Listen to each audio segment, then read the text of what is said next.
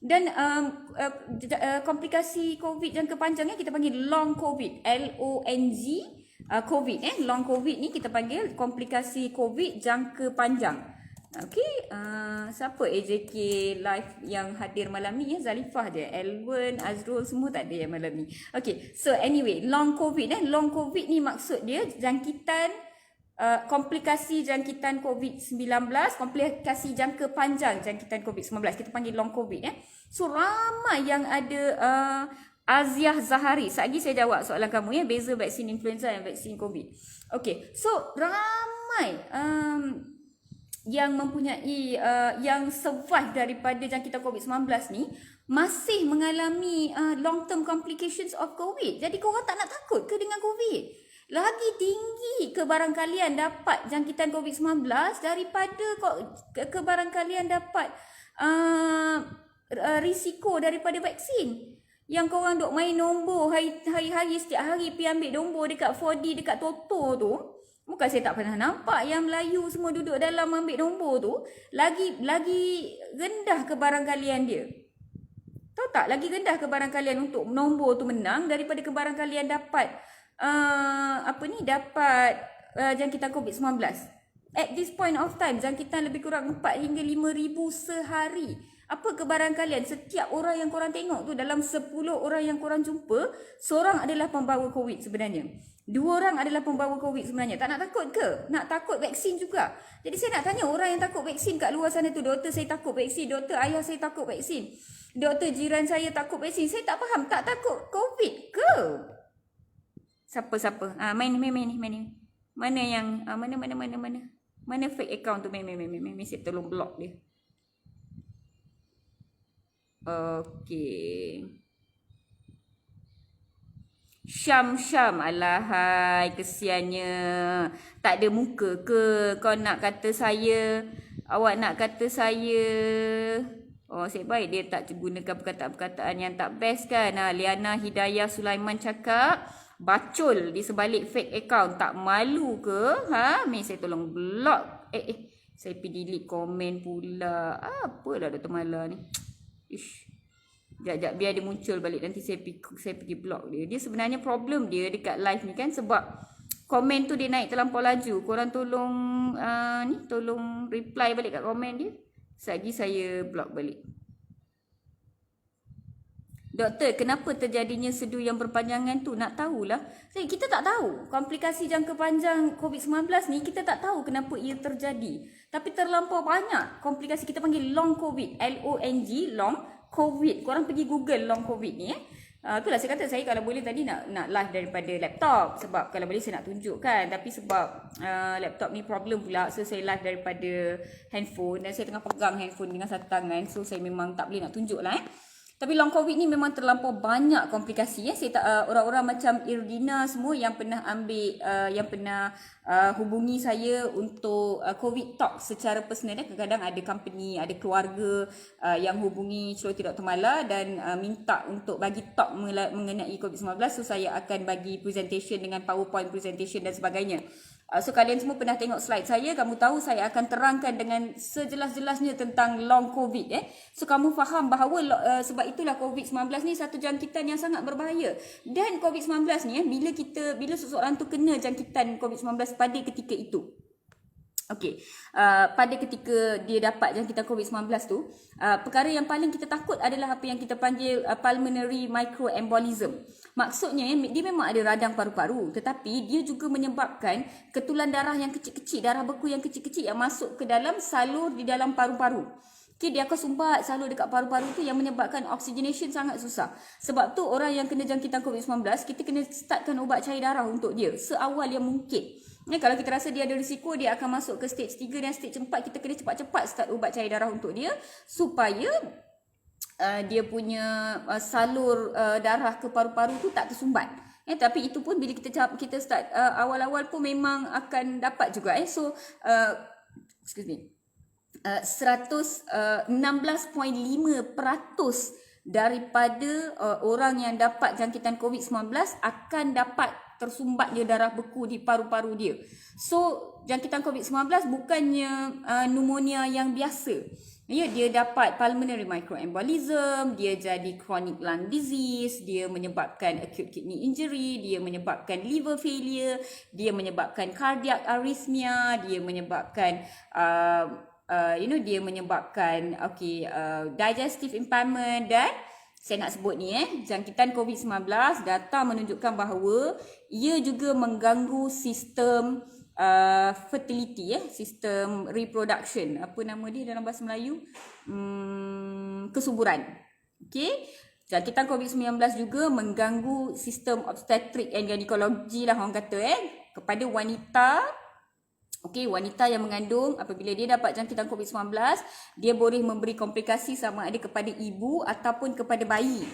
Itu yang pertama sama ada ibu boleh dapat komplikasi seperti sawan, jangkitan yang teruk, rosak paru-paru, rosak buah pinggang pada ibu, ataupun bayi pun mungkin mengalami komplikasi seperti bayi tak dapat blood flow, bayi tak dapat darah yang cukup, tak dapat nutrien yang cukup, bayi tidak membesar di dalam rahim, bayi meninggal di dalam rahim dan sebagainya. So kedua-dua ibu dan bayi yang dapat jangkitan COVID-19 ada komplikasi dan risiko yang sangat tinggi. Jadi semua orang yang takut sebab dia pregnant nak ambil vaksin, takut sebab wife saya tengah cuba nak pregnant ambil vaksin, tak takut ke komplikasi jangkitan COVID-19 ketika kamu pregnant? Dan saya juga nak cakap, data menunjukkan bahawa jangkitan COVID-19 pada orang lelaki juga menyebabkan masalah kesuburan. Apabila diorang tengok kepada survivor, jumlah sperm production way much lower in COVID-19 survivor dalam dia punya immediate effect tu. So, tak takut ke? Nak takut vaksin juga? Tak takut jangkitan COVID-19. Kes daripada 100, 200 tahun lepas tu jadi 1000, kita jadi kebal tengok 1000, jadi 2000, kita jadi kebal tengok 2000, jadi 3000, jadi 4000 pun kita kebal juga. Saya secara peribadi rasa dalam masa 4 hingga 5 minggu, kes akan jadi 10,000 sehari dekat Malaysia ni. Saya rasalah secara peribadinya. Kalau kita tak takut juga dengan COVID. Kenapa takut dengan vaksin je? Kenapa tak takut dengan COVID? Saya tak faham. Kami sebagai pekerja daripada Puteri Bonda, kami sebagai pekerja yang takut COVID tetap akur kepada majikan yang tak patuh SOP. SOP kata 30% yang boleh hadir bekerja, tapi tetap arahkan 100%. Kita memang jaga diri, tapi pasti kerangka pejabat yang lain tak dedahkan diri di luar. Kan seeloknya kita PKP sama macam PKP 1.0. Samalah, kami pun kena masuk office 100%. Nur Kamiza Makno. Okey, saya minta kepada orang yang rasa SOP dekat jabatan kamu ataupun dekat office kamu tak wajar, tolong buat laporan secara online kepada sama ada mungkin Kementerian Bahagian Sumber ataupun Kementerian Kesihatan sendiri ataupun kepada MKN. MKN melalui NADMA dia ada Facebook pun. Cuba pergi buat laporan sebab kita semua nak jaga kita sebenarnya. Saya kurang pasti sebenarnya ramai yang mesej saya yang bertanya, penjawat awam pun ada tanya juga kenapa doktor tak dikurangkan dan sebagainya. Saya tak dapat nak jawab. Cuma saya boleh cakap bahawa kita semua kena tanya, kita semua kena jaga kita. Jadi kalau betul adanya majikan yang tidak mematuhi arahan daripada pihak kerajaan yang bermaksud putusnya rantaian kita jaga kita, ada exposure yang lebih tinggi, saya minta tolong sangat-sangat semua rakyat Malaysia untuk buat laporan. Kita minta perkara ini disiasat sebab kita nak buat yang terbaik dalam PKP ni. Kita nak landaikan graf ni. Tak dapat raya puasa pun tak apa, kita nak raya haji kan. At least raya haji lah you all nak balik kampung kan. So takkanlah tak nak turun sikit pun kes-kes ni. Kalau kita jaga kita, kalau you all lebih ramai-ramai, kalau mak ayah korang yang takut nak ambil vaksin, kenapa korang sendiri tak ambil dulu?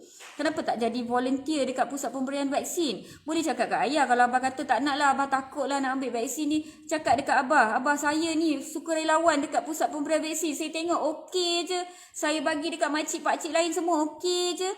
Ya. Kenapa abah takut? Saya sendiri bagi vaksin ni bah, okey je. Bagi macam tu, cakap kat dia macam tu. Ya. So you all jadikan you all jadi role model kepada parents you. Kalau kalau parents yang takut, saya dah ambil dah, okey je, kenapa mak takut? Kalau teruk ni, saya dah mati ni mak. Nampak ni Dr. Mala duk bebel lagi, tak berhenti-henti. Daripada keluar vaksin, sebelum keluar vaksin sampai habis vaksin, dah bertambah lagi bebel dia. Faham tak? Ya, Sid Latif, doktor bahan vaksin tu halal ke? Sid Latif, awak tak nampak ke saya pakai potu ni? Saya Hindu lah. Awak nak tanya pasal halal haram dengan saya juga.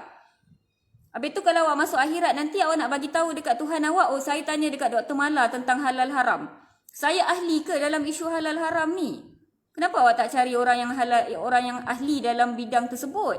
Kalau perubatan awak tanyalah dekat saya jawab. Kalau isu halal haram awak carilah orang yang ahli dalam bidang tersebut. Siapa ahli yang menetapkan tentang isu halal haram ni? Apa kata awak pergi cari dekat dia? Facebook ni halal ke tak?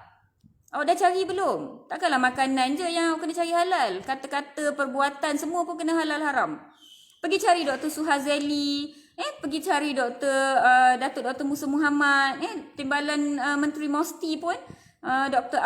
Ahmad Amjad pun daripada PAS, dia pun dah ada cerita dah, Mufti, Menteri Agama. Tak tengok ke nak tanya Dr. Mala juga pasal isu halal haram? Habis tu benda perubatan korang pergi tanya dekat bomoh tepi jalan, korang pergi tanya dekat founder produk boleh ambil vaksin ke tak. Benda halal haram datang tanya kat saya pula. Ha? Lepas tu awak dah masuk kubur nanti awak nak jawab macam mana? Oh saya tanya dekat Dr. Malasanti. Saya ingatkan Dr. Malasanti tu Islam sebab dia cakap Melayu. Bahasa Melayu ni, bahasa Malaysia ni milik semua rakyat Malaysia. Jadi saya boleh cakap tak ada masalah.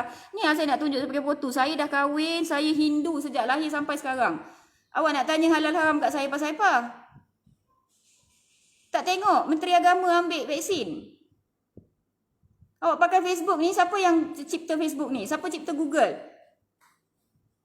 Kan dah marah dah. Saya ni kalau boleh tak nak marah. Follower saya semua tahu. Tolonglah benda pertama sekali, kalau awak nak berguru, awak nak tanya ilmu, cari dengan ahli yang betul. Contohnya kalau saya nak tahu pasal agama Islam, takkanlah saya nak pergi tanya dekat paderi, takkanlah saya pergi kuil tanya dekat Sami. Saya pergi kuil tanya dekat Sami, ladu ni halal ke? Awak rasa Sami tu boleh jawab ke? Ataupun saya pergi dekat ustaz, saya tanya, ustaz, saya nak buat ponggel, saya letak daun ni boleh tak? Come on lah. Takkanlah tak tahu. Benda simple kot. Awak pergi masjid. Awak takkanlah awak tanya dekat ustaz tu, ustaz saya ni atrial fibrillation, saya patut makan warfarin ke dabigatran? Doktor dekat KPJ kata dabigatran, doktor kat PPM kata warfarin. Ustaz rasa macam mana Takkanlah awak nak tanya macam tu. Dah dia ustaz kot. Faham tak? Cari ahli yang betul. Lahai korang ni. Macam ni lah yang viral dekat WhatsApp tau. Mengarut-ngarut. Yang bukan ahli sibuk nak bercakap. Padahal awak punya ilmu tu tah ke mana-mana.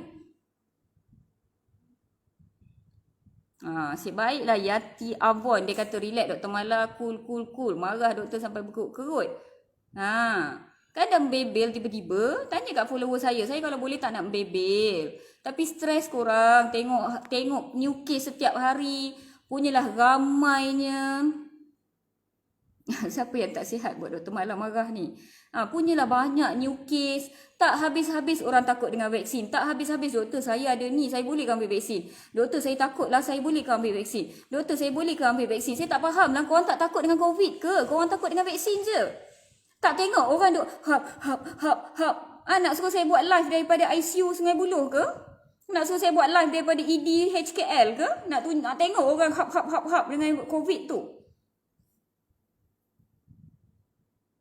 Come on lah korang. COVID makin teruk. Lindungi mak ayah korang. Korang tak nak tengok ke mak ayah korang hidup sihat, sejahtera sampai anak-anak korang kahwin, sampai anak-anak korang grad, dia tengok cucu-cucu dia dah besar, dia rasa daripada susahnya mak dengan abah, daripada kampung, tak berpelajaran, susah payah besarkan anak-anak dia, sekarang anak-anak dia dah graduate, mak saya yang suri rumah, hari ni, hari ibu. Begitu mak saya pergi sekolah sampai sekolah rendah je. Dia terpaksa berhenti sekolah sebab nak jaga adik dia. Adik dia jadi doktor. Dan dia nak saya jadi doktor sebab adik dia doktor. So hari ni mak saya yang suri rumah. Mak saya yang belajar tak sekemana pun. Ayah saya, yalah abah belajar sampai sekolah menengah tapi tak dapat nak sambung jauh. Abah pun ada family problem waktu tu. Abah terpaksa berhenti. Abah terpaksa tanggung adik-beradik dia. Jadi abah dengan mak yang daripada kampung berhijrah ke bandar, buat macam-macam, niaga macam-macam. Hari ni anak 4 orang dah graduate. Anak 4 orang dah bekerja sebagai profesional. Okey? Takkanlah saya tak nak mak ayah saya hidup sampai tengok cucu-cucu dia. Cucu sulung form 2, form 3 anak buah saya.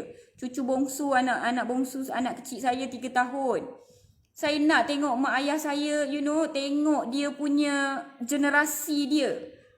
Bila kami dah bekerja, barulah mak abah dapat lega sikit, dapat tarik nafas. Barulah mak dapat pakai barang kemas, dapat pakai sari yang mahal-mahal sikit. Dulu kami tak dapat, kami tengok orang lain. Yelah, kami tak adalah miskin sangat. Okay, middle class. Tapi tak dapatlah hidup, orang kata, macam orang lain. Hari ni kami dah senang. Saya tak nak tengok mak ayah susah. Kalau mak kata saya teringin nak makan kat situ, saya bawa. Abah nak teringin nak tu, kita dapat belikan. Takkanlah saya tak boh tengok tengok anak-anak saya pula. Generasi dia tu, darah daging dia tu. Faham tak? Korang tak nak ke tengok mak ayah korang macam gitu? Yang duk sebar berita-berita tak elok tu, awak tu kenapa? Simptom black fungus di India tu macam mana? Tu saya tak baca lagi lah. Nanti saya tengokkan. Ni saya nak jawab soalan yang tadi ya. Tu dia, ni Nozat dah keluar dah. Hampa tanya pasal halal haram vaksin kat Dr. Mala Shanti kan dah kena marah. Itulah pasal. Yang datang tanya pasal halal haram kat saya tu pasal apa? Kalau saya tak peduli pun kan yang haram tu saya kata halal. Lepas tu awak makan je. Awak ingat saya peduli. Macam saya rasa saya ada tanggungjawab. Kalau saya rasa saya ada tanggungjawab, saya tegur siap-siap. Benda ni tak halal korang. Aku tak tanggung. Cakap macam tu. Yang korang pergi tanya dekat orang yang tak berkaitan tu pasal apa? Ya, Dr. Mala daripada Yati Avon. Mak ayah sanggup berkorban apa saja demi kejayaan anak-anak, kemercu kejayaan. Korang duk pakat takut. Korang tak nak ambil vaksin.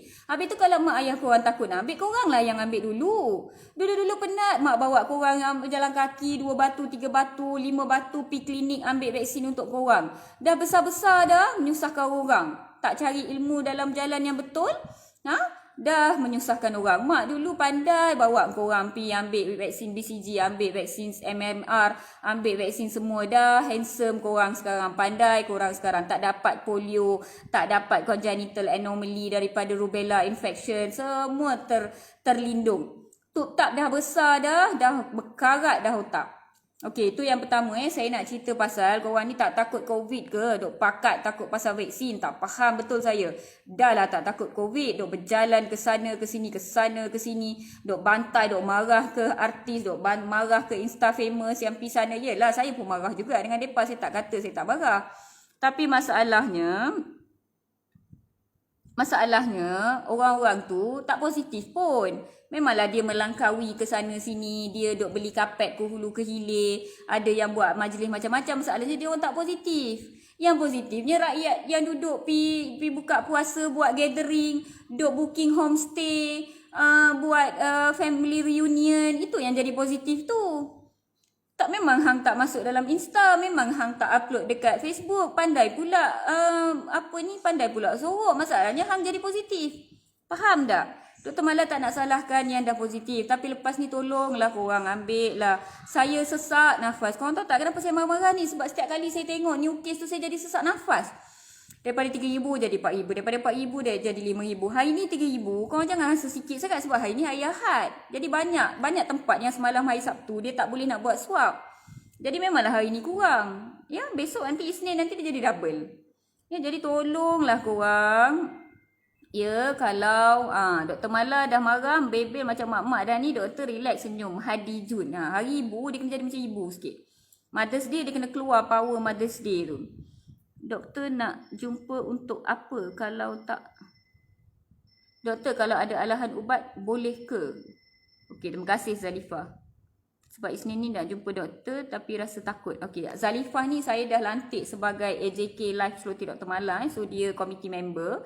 So bolehlah terima nasihat daripada dia sebab dia memang every live dia akan datang. Zalifah, Elwen, ramai lagi Okey. So kepada yang dah daftar, hai Syazra, kepada yang dah daftar vaksin, tahniah saya ucapkan, terima kasih saya ucapkan.